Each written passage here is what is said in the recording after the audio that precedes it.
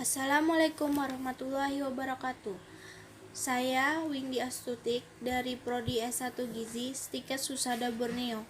Saya akan menjelaskan materi tentang pengenalan, persiapan, dan memasak berbagai jenis bahan makanan yang didampingi dosen pengampu Ibu Nani Suryani, SGZM Biomed.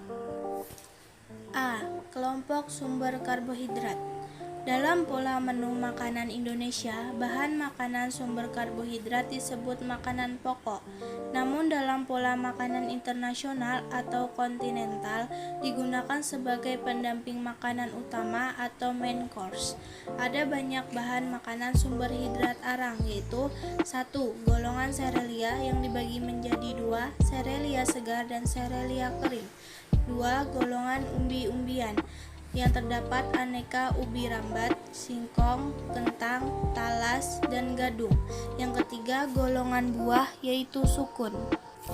Selanjutnya, persiapan memasak beras adalah dicuci terlebih dahulu, kemudian ditiriskan sebelum dimasak. Persiapan pada sumber hidrat arang pada kelompok umbi-umbian dan buah adalah dikupas dan dicuci sebelum dimasak. Dari kesemua golongan sumber karbohidrat terdapat hasil olahan baik berupa tepung setelah dikeringkan maupun tepung pati. Tepung-tepung tersebut mempunyai sifat berbeda-beda. Dari jenis pati mempunyai tekstur yang lembut karena mempunyai kadar protein yang rendah. Maka ketika dibuat adonan, tepung dari pati tidak membentuk gumpalan, sehingga sering dilakukan gumpalan dengan membuat starter dahulu mengikat tepung yang lain. Macam-macam tepung, ada tepung terigu, tepung beras, pati tepung singkong, tepung sagu, tepung hongkoi, dan tepung maizena. B. Kelompok bahan makanan hewani. Beberapa alasan mengapa daging perlu diolah terlebih dahulu adalah agar meningkat rasanya, agar lebih lembut, dan agar protein yang terkandung dalam menggumpal sehingga mudah dikunyah dan dicernakan. Dalam memasak daging, kita perlu persiapan memotong hingga memasak daging. Persiapan memasak daging mengempukkan dan memberi bumbu, direndam dan diberi daun pepaya. Bahan pengempuk, dipukul-pukul, dilayukan, ada diberikan nanas parut. Persiapan memasak jeroan dan bagian non-daging, teknik memasak dan menggoreng, kebersihan memasak daging. Yang kedua, telur.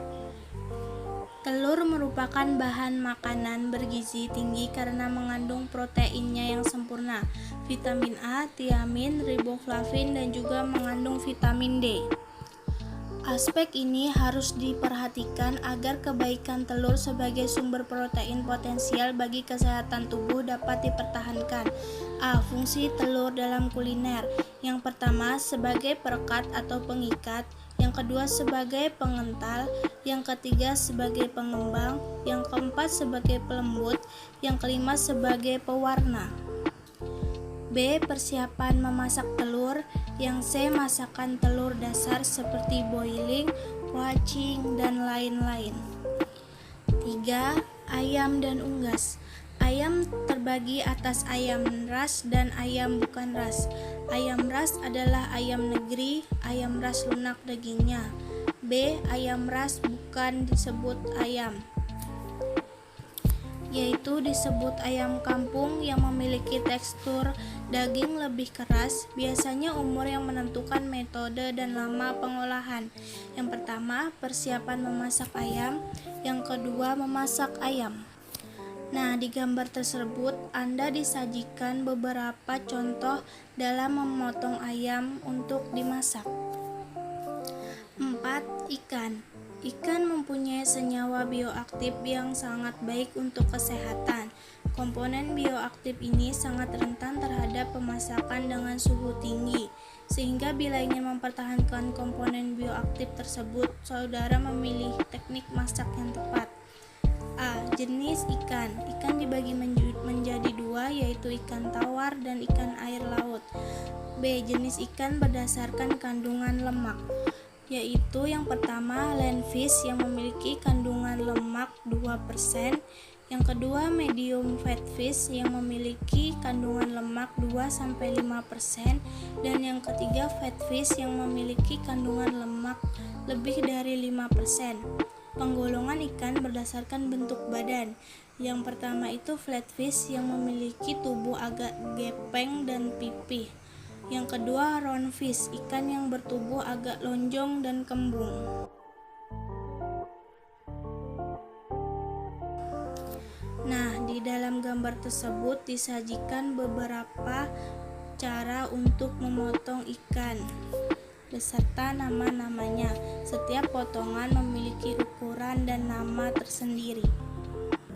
Selanjutnya, untuk memasak ikan, kita harus memilih ikan segar dan membersihkan ikan, memotong ikan, membumbui ikan, dan memasak ikan. 5. Seafood. Seafood adalah makanan berasal dari laut, termasuk di dalamnya ikan. Namun yang kita bahas di subbahasan ini adalah selain ikan, dan yang dibahas yang umum saja dari seafood.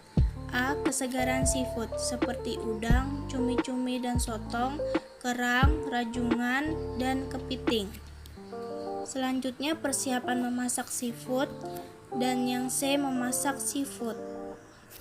6. Protein nabati. Secara garis besar, kacang-kacangan terbagi atas kelompok nut yang mengandung lemak nabati dan kelompok bean. Kacang-kacangan yang mudah didapat adalah dalam bentuk kering. Demikian pula untuk hasil olahannya. Misal tepung kacang hijau, tepung kacang merah, dan lain sebagainya. Tempe dan tahu serta tauco. Kecap merupakan hasil olahan kacang kedelai. Selanjutnya, sumber makanan nabati atau protein nabati berasal dari kacang-kacangan yaitu tempe, tahu, oncom, produk lain seperti susu, tauco dan kecap, serta kacang-kacangan kering. 7. Sayuran. Sayuran-sayuran merupakan sumber vitamin dan mineral yang banyak, serta kandungan bioaktif lain yaitu fitochemical dan serat. Yang A. Jenis sayuran.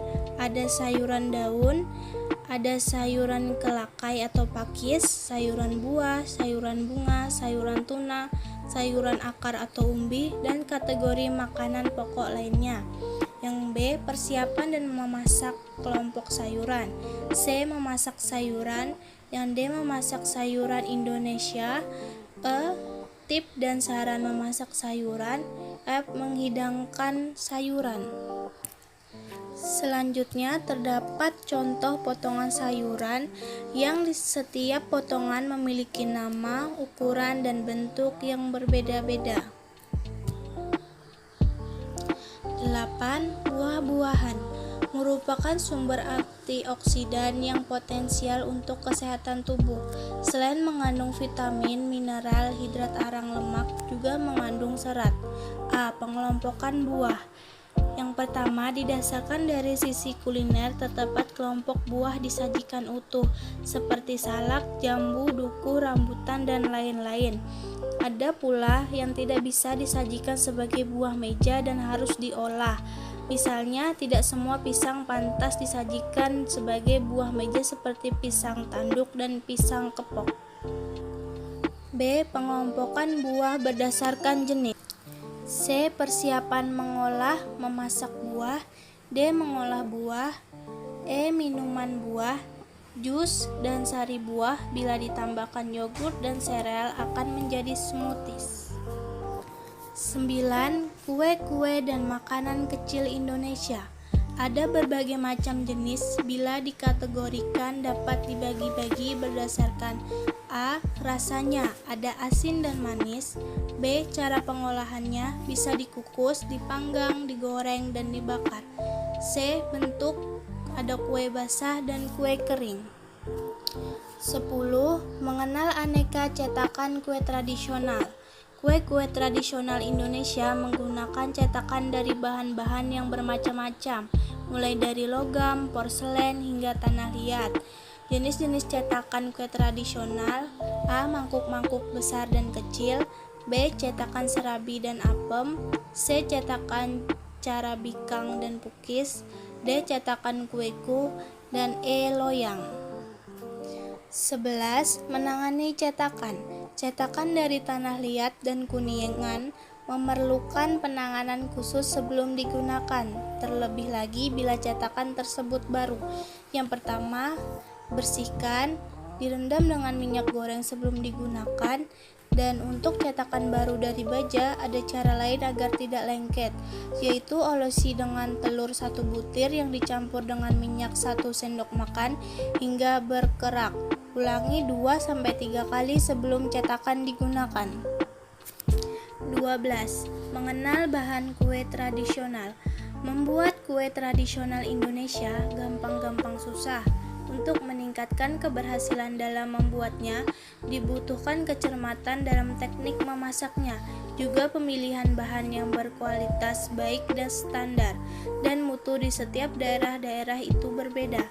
A. Menggunakan tepung beras dan tepung beras ketan, B. Tepung kanji, C. Tepung sagu aren, D. Tepung honggoi, E. Tepung terigu. 13. Gula.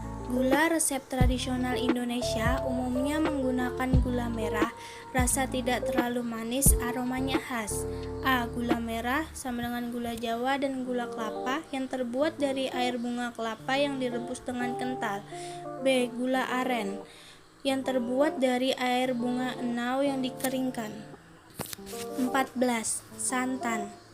Diperoleh dari kelapa yang diparut, pilih kelapa yang tua dan kulitnya dikupas agar santan yang dihasilkan putih. Jenis-jenis santan: A. Santan kental, B. Santan encer, C. Santan instan, D. Membuat santan sendiri tidak diparut. 15. Pewarna dan pemberi aroma, pembentuk adonan: A. Pewarna alami, B. Air pandan, C. Pewarna sintetis, D. Air kapur sirih, E. Abu merang. 16. Membuat kue dengan ragi. A. Ragi dapat dikategorikan tumbuhan, yaitu kapang atau jamur. B. Prinsipnya ragi menghasilkan gas atau karbon dioksida dari peruraian karbohidrat dalam adonan. C. Ragi gis, D. Ragi instan, E. Tapai. 17. Kiat membuat kue tradisional Indonesia yang menggunakan ragi.